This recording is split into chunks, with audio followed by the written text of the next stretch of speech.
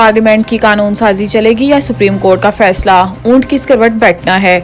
Chief justice supreme court में chief justice Pakistan काजी फाइज ईसा और justice Athar मीनुल्लाह पर मुश्तमिल बेंच ने मीर बादशाह केसरानी की नाअहली के केस की समाअत की, जिसमें अदालत ने ताहयात नाअहली की मुद्दत तयन का मामला लार्जर बेंच में मुकर्रर करने के लिए जजेस कमेटी को भिजवा दिया।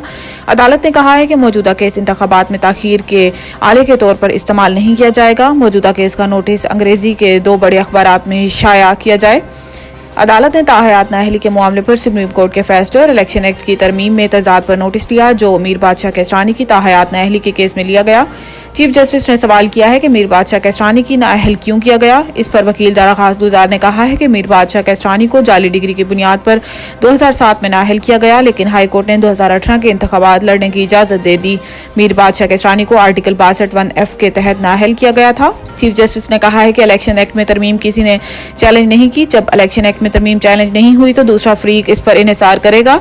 इलेक्शन एक्ट में आर्टिकल 232 शामिल करने से तो ताहयात नाअहली का तस्वुर खत्म हो गया है। जस्टिस काजी फाइज ईसा ने कहा है कि इंतखाबात सर पर हैं।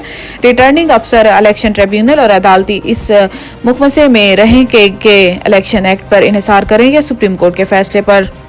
भारतीय सुप्रीम कोर्ट मकबूजा कश्मीर की खसूसी हैसियत बहाली की दरखास्तें मुस्तरद, 5 अगस्त 2019 का फैसला बरकरार।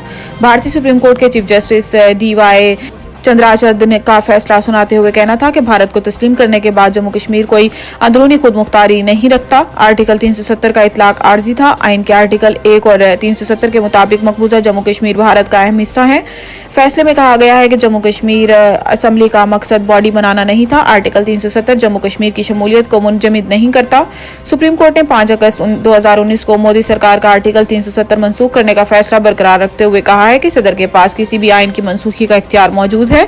भारतीय सुप्रीम कोर्ट ने मकबूजा जम्मू कश्मीर की खसूसी हैसियत बहाल करने से मुतल्लिक दरखास्तों को मुस्तरद करते हुए मकबूजा कश्मीर असम्बली के इंतखाबात 30 सितंबर 2024 तक कराने के अहकाम जारी कर दिए।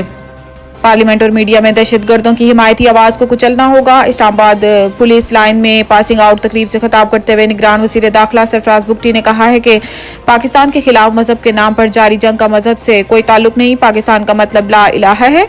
पाकिस्तान से दहशतगर्दी के नासूर को खत्म किया जाए। इन्होंने कहा है कि तसलसल ना होने की वजह से हम जीती हुई जंग हारे। हमारे लेवल के लोग कंफ्यूज हैं। इस कंफ्यूजन को खत्म करना होगा। किसी भी वजह से हथियार उठाने वाला के हाथ काटना होंगे। इन्होंने मजीद कहा है कि ये जंग सिर्फ फौज नहीं, रियासत के खिलाफ है। हम सब ने मिलकर लड़ना है। पार्लियामेंट और मीडिया में दहशतगर्दों की हिमायती आवाज को कुचलना होगा। हमारा सबसे बड़ा मसला बतौर सोसाइटी करप्शन है। गैस दुनिया भर में महंगी, यहाँ भी मजीद महंगी होने का इम्कान। चेयरमैन ओगरा मसरूर खान ने गैस टैरिफ बढ़ाने के मामले की समाअत की, जिसमें तमाम स्टेक होल्डर्स ने अपना अपना मौक़िफ़ पेश किया। सुई नॉर्दर्न ने गैस नरखों में दोबारा 131% इजाफा मांग लिया। इससे कबल 1 नवंबर से गैस टैरिफ बढ़ाया जा चुका है। चेयरमैन ओगरा मसरूर खान का कहना था कि तमाम स्टेक होल्डर्स का मौक़िफ़ सुन लिया है। अगली समाअत पेशावर में होगी, जिसके बाद सिफारिशात हुकूमत को भिजवा देंगे।